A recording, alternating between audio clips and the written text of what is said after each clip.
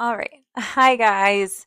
So, today I want to talk about love bombing. Have you been love bombed before? Have you had this experience? If so, please comment below. Share your experiences with us. We want to know. We want to know the wild, crazy things that they did and said. I was reading through a journal recently, and I was reading that with a certain person that I had dated. He, we went on our first date, and 4 or 5 days later, he asked me when I would want to marry him. Like my like mind blown. So I'm reading through this journal and I'm like, what? Like this is mind-boggling. Like why wasn't this a huge red flag for me? Anyway, um PS that's a huge red flag for those of us, that end up in that type of situation. Um but anyway, so he's asking me these types of questions like 4 days in, right? And I'm like, "Oh my gosh." And then I think he was also asking me like if I'd want to have a baby, and things like that. And I was just like with the right person under the right circumstances, like maybe. It was just like it was pretty wild, And the other thing I remember because I just read it in my journal was that he was calling me all the time. He was texting me all day, every single day, and that he wanted to FaceTime on a minute's notice, like constantly.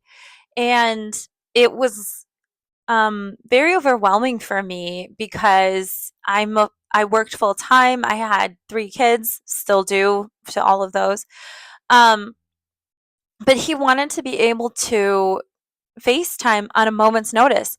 And I realize in retrospect that was because he wanted to know who I was with, what I was doing, where I was. Like he wanted to see it, right? Um, and I realized that in retrospect, and those types of behaviors got a lot worse over time. um, Not actually that funny, but that's what happened. Um, but I remember at the time, um, especially after reading my journals, like that I just felt extremely overwhelmed by this person.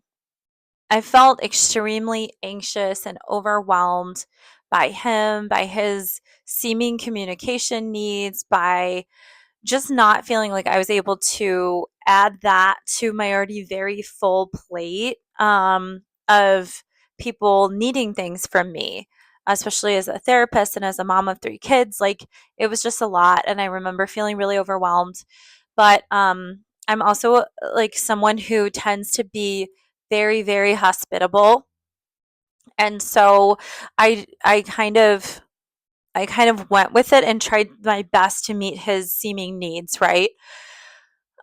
Which I think a lot of women tend towards. But anyway, so then um, he started to display some tendencies that seemed very unstable.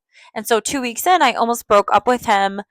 Um, but for reasons that I won't name at this time, I decided to give him a second chance. And so I did. And I wish that I had just trusted myself.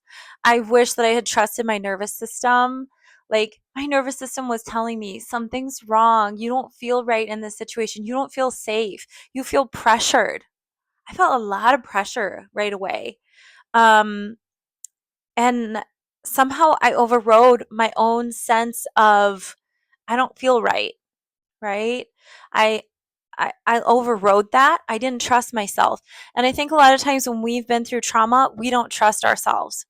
So if I can just encourage you to do one thing moving forward in your life, trust yourself.